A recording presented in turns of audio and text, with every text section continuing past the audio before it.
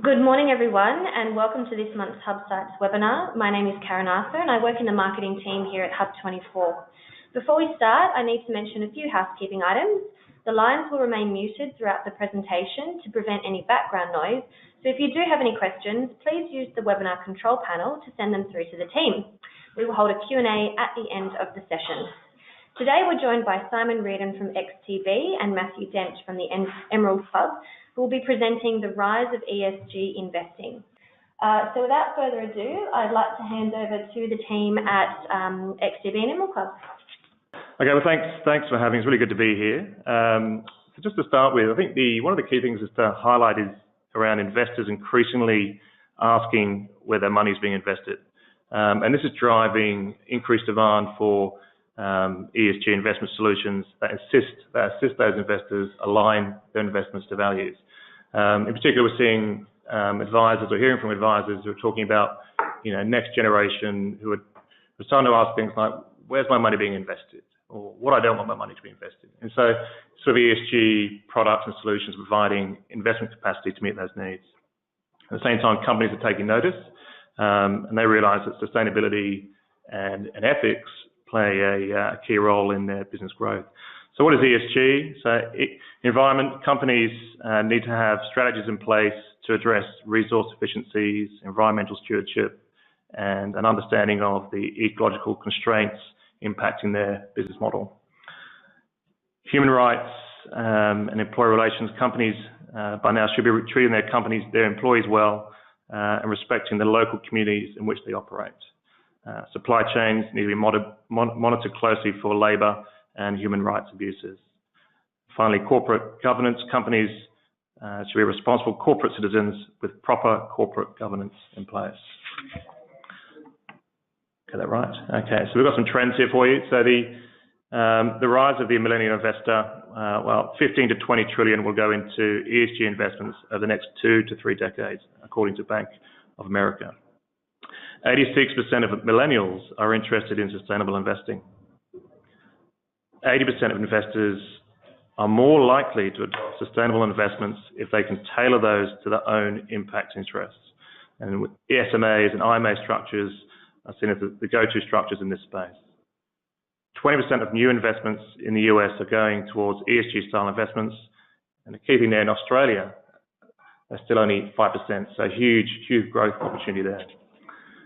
Performance has not suffered due to ESG investment style. Finally, companies are now realizing to attract capital and long-term investors, they need to be very conscious of ESG issues, not to mention their ability to attract and retain talent. So a bit more detail around why is ESG growing in importance? Well, the world is confronting challenges. Population challenges and resource availability is stressed, and overlaying that with an increased awareness of the general population around natural disasters, privacy concerns, as we've seen recently with Facebook and tech companies alike. These are risk factors that are constantly changing for investors that we've never seen in previous years or cycles. So in that context, investors are starting to reevaluate their traditional investment strategy. New generation, new investors. There's also underway significant shift in preference, as I mentioned earlier, led by millennials towards more socially and environmental responsible investing. Millennials generally want to feel closer connection with their investments, preferably tied to mission-based organisations and assets.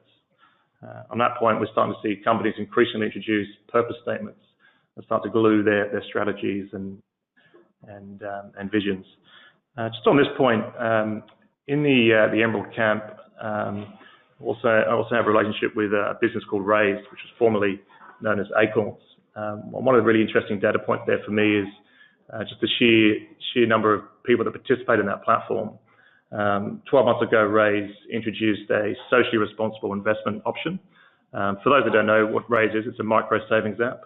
And we introduced that option because of investor demand. So customers were emailing, texting, calling up, requesting a socially responsible investment.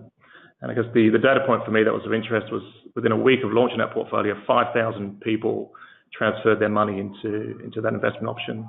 and today in excess of 20,000, which represents about 15 to 20% of the total investors on using Raise today. So that's quite a good data point for me in terms of, yes, it met their demand, but also the technology enabled that quick transition. Corporate social responsibility, or CSR, as I touched on, companies are starting to lift their standards of operation, which are no longer confined to manufacturing and industrial sectors. At Emerald, what we're doing is we're looking at these CSR reports and seeing how the companies understand their approach and their contribution towards delivering ESG options. And to be honest, there's a lot of the CSRs are actually improving constantly year on year. ESG investing no longer comes at the expense of returns. So with many investors now incorporating ESG factors into their decisions because it's proven to improve long-term return and lower the risk of investment. ESG data is increasingly being incorporated to boost returns and help generate positive ESG outcomes. Morgan Stanley recently evaluated more than 10,000 funds and showed that investing in sustainability has usually met and often exceeded performance comparable to traditional investments. They also noted that it may be the case that companies striving for ESG excellence also possess a natural drive towards being more innovative in their behaviour, both in their internal efficiency, leadership diversity, as well as their infrastructure in terms of their energy and water usage. Enhancements in tech and analytics are definitely enabling companies to receive and provide better data. Emerald, ourselves, so we're using ESG data that Bloomberg collects. That's giving us a solid base to straight through to how those companies are reporting for the CSR. I'll touch on that again later. Finally, ESG is increasingly a focus in fixed income. It's no longer just about ESG integrated to equity investments. Increasingly, investors are seeking responsible managers across their fixed income portfolios. The MSCI, in their 2018 ESG Trends report, noted that while ESG take-up by fixed income investors has traditionally lagged equities, there has been a rapid growth in fixed income adopting ESG principles, and this reflects investor demand and a competition among asset managers to meet that demand. So getting on to the role of Emerald in constructing the portfolio with XTB. So firstly, we're using Bloomberg ESG data to conduct analysis of ESG factors based on companies' annual disclosure. Step one, we'll screen companies primarily whose primary activities are negatively impacting people or the environment, such as gambling, tobacco, fossil fuels, to name a few. Key point here is that we continually progress this screen based on demand and feedback. Step two, as I said, we're using the ESG Bloomberg scores, so we'll rank these, and also we'll look at RoboEcoSAM and Sustainalytics by comparison. So the Bloomberg ESG score is based on the company's annual disclosure of various metrics in the CSR, such as the GHG emissions, CEO, chairman tenure, diversity across their board.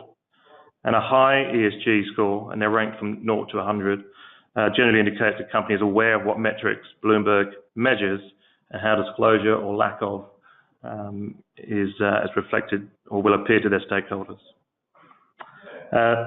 Step three, monitor. So as I mentioned, we will also monitor the company's websites and CSR reports to see what changes they've disclosed or what they're working on.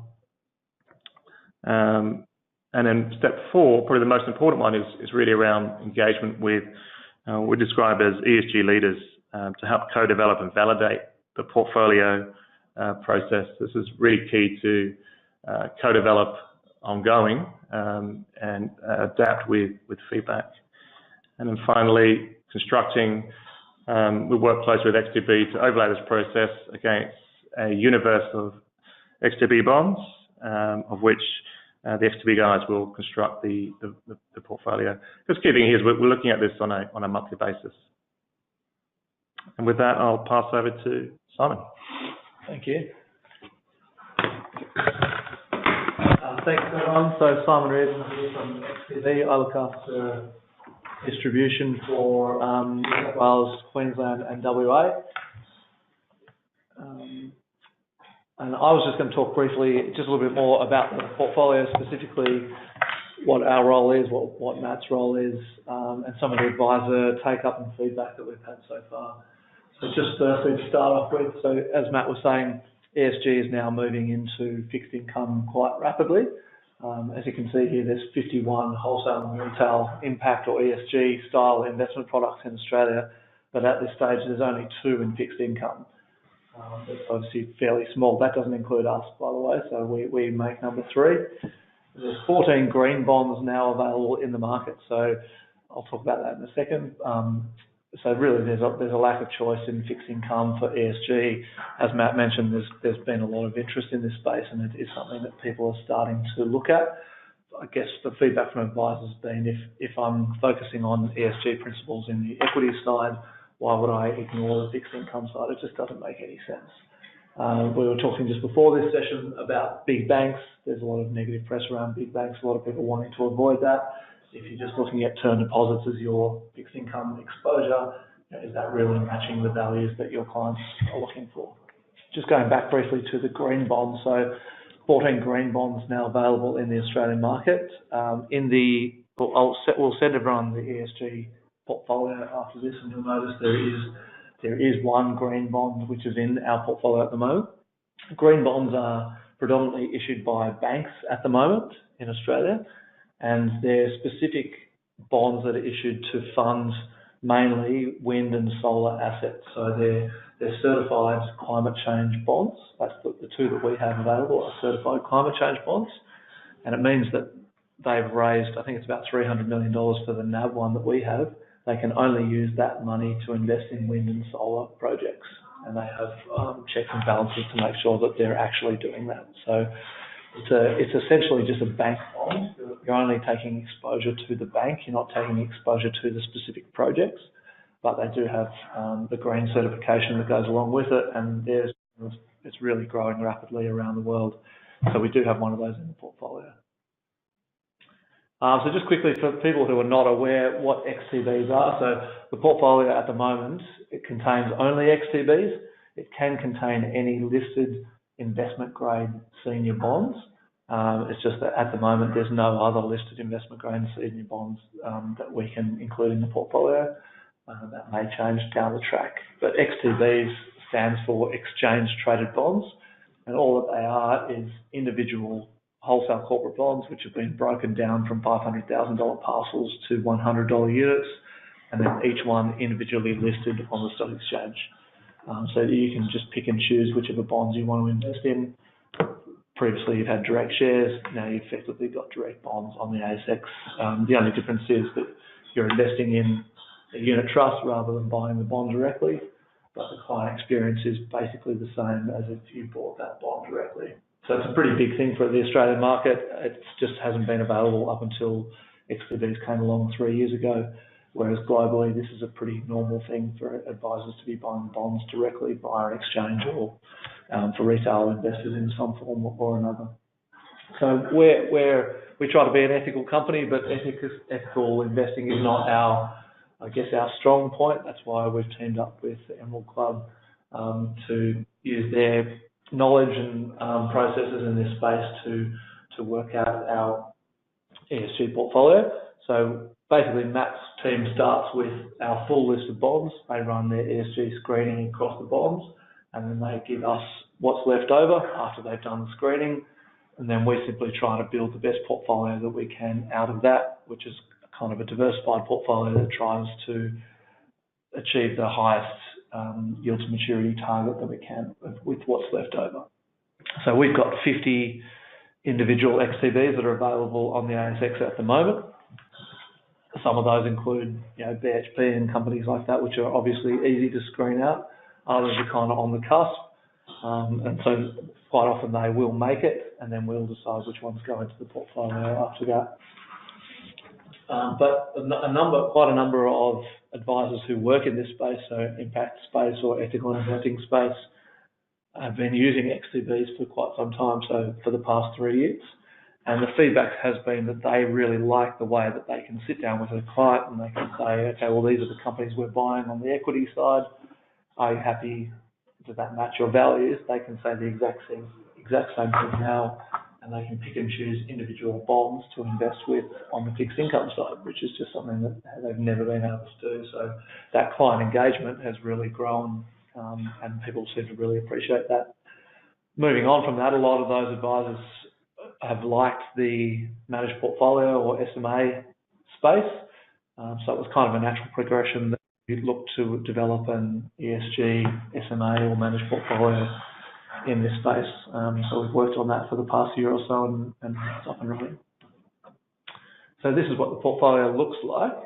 It's a nine bond portfolio at the moment that's screened for ESG factors. We're trying to do the best we can with what we've got available, basically. So with 50 bonds, it's not a huge universe to choose from. And as I said before, there's no other investment grade senior bonds that are available on the ASX. As we continue to roll out more and more XTBs, then obviously the space will develop, and maybe there will be other fixed income assets that we can put in the portfolio. So at the moment, it's what you'd call a light green portfolio. So I guess the primary objective is to maximise yield. And the secondary objective would be ESG, rather than being a dark green portfolio where we're only including very green companies.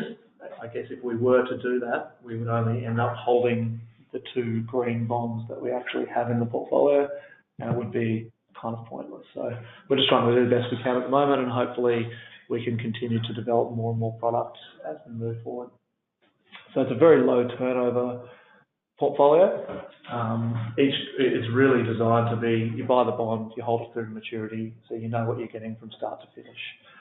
At the moment, there's 8 bonds that are fixed and 1 bond that's floating.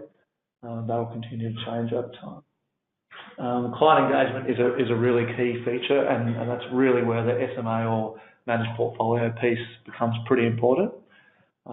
So with Hub, I'm not sure if this is the same with all platforms, but you can, if you don't want to buy a particular security in our portfolio, for example, Telstra is one of the bonds that is currently in the portfolio.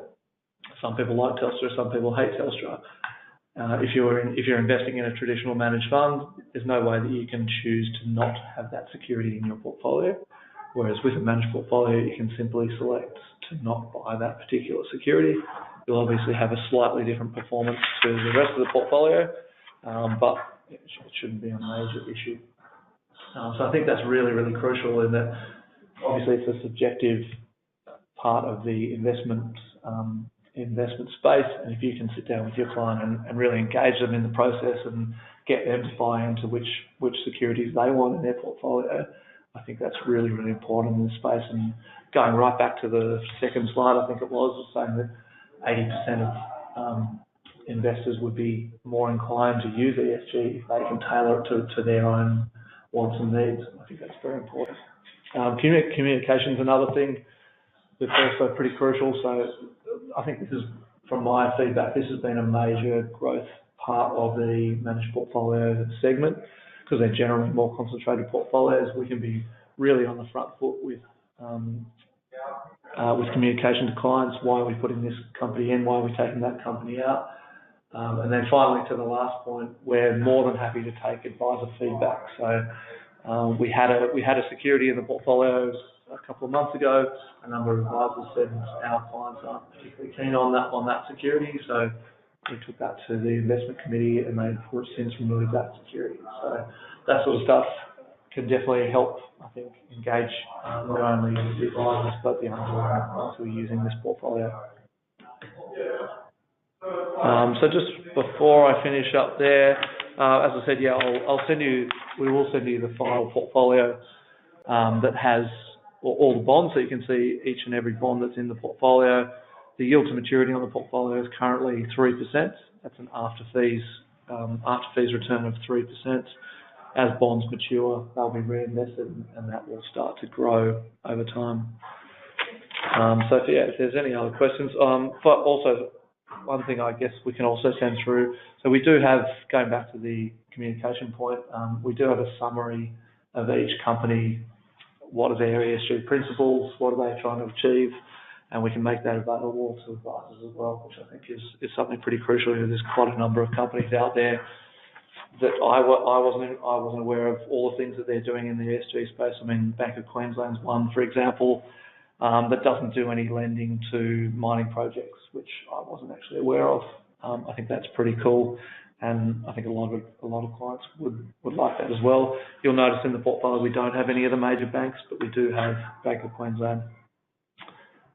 That's probably it for me, so more than happy to take some questions.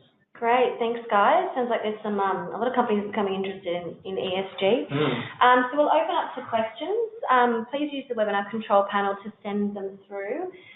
Looks like we've got a few here already. Guys, what is the difference between ethical, impact and ESG? Awesome. Yeah, I think this can be quite subjective. I think sometimes when if you research these terms, ethical can be implied as incorporated into ESG and impact, for example. The way I like to look at it is more around coming at it from the increasing investment capacity to enable you to align investment to values. What are the investment options in that space? So whether it's impact, ethical, ESG, starting to look at, in addition to risk return, what is the alignment and the impact of that underlying investment? And so you might hear terms such as light to dark green. Simon referenced this as a light green ESG solution that's relative to what's available today to use in a portfolio. Impact can be quite a dark green, so high alignment, high impact. I have a separate business where we're working on a community impact fund. I can talk about that separately, but that's a much darker green investment option, if you like. I could talk to an example I mentioned earlier that supports aligning investments to values. We're just chatting between ourselves earlier around superannuation and the Royal Commission at the moment, and I was just highlighting a bit of a story or a view around, generally people have they're well represented by their transaction persona. So people generally are very upfront around where they choose to spend their money, what they buy, whether they support fossil fuels, renewables, whether they buy child-free labour, toys, what have you. So their transaction persona is very representative of who they are, but they're not often aware of what their investor persona looks like or how aligned they are to their investments and where their investments are invested. And I think what we're trying to do here is increase that awareness around what people are invested in, how much they're aligned, how much impact they're making, but the true opportunity here. So to meet that demand, the opportunity is to increase investment capacity, and that's what we're trying to do here with this ESG solution. So, increase that, trying to do good things with money, and that's it. Great, thank you. And this is more of a question around the companies. Do you provide the specifics of what green initiatives these companies are involved in? Yes, we do. Yep. So as I said, we can send that out after the presentation. I'll put a bit of a document together. I've got some of the key things here in front of me. I mentioned Bank of Queensland. Lendlease is one of them in the portfolio. They're very active in clean technology initiatives. Mirvac, NABs, the green bonds. So we do have quite a good summary of each and every bond in the portfolio, and when we do make a change to the portfolio, then we'll also include a summary of what that change was, what initiatives the company that we're adding to the portfolio is looking at. Yeah, definitely. Great. And here's quite a specific question. Do you have an ANZ green bond available? Why is it not in the portfolio? Oh yeah, that's a good question. Okay, so going back to before, I said, so Matt's team starts with all of our bonds, then they filter them down for their ESG, and they give them back, basically give us back the ones that we can then put into our matrix to start our investment process. So we do have two green bonds, ANZ and NAB.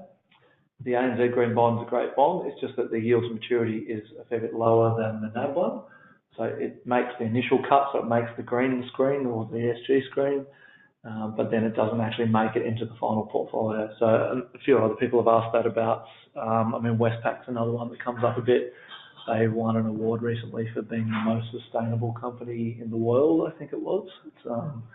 But they also didn't make the cut, so they made their first cut, but they didn't make the second cut. So there are other effectively greener bonds that we could include in the portfolio, but it's just a trade-off between whether we maximise yield to maturity or we maximise ESG outcomes. So at the moment, we're leaning more towards the yield to maturity side of things. If it becomes that everyone wants to go more green, then I guess that's something we can look at over time. Great, thank you. And then looks like we've got one last question. Can I pick my own bonds using XTB? Yeah, definitely. So if you don't want to use the managed portfolio, you can simply just buy XTBs directly on Hub, pick and choose as you wish. Yeah, a lot of people are doing that already. Okay, great. Thank you both. It looks like we've reached the end of the questions, so I might wrap up. We will be including a recording of today's session in the @Hub newsletter later this month, so keep a lookout for that in your inbox. Thank you again to our presenters and to everyone who dialed in. If you'd like to get in contact with XTB or with the Emerald Club, please speak with your BDM or email marketing@hub24.com.au. Thank you, everybody, and have a lovely day. Thanks, guys.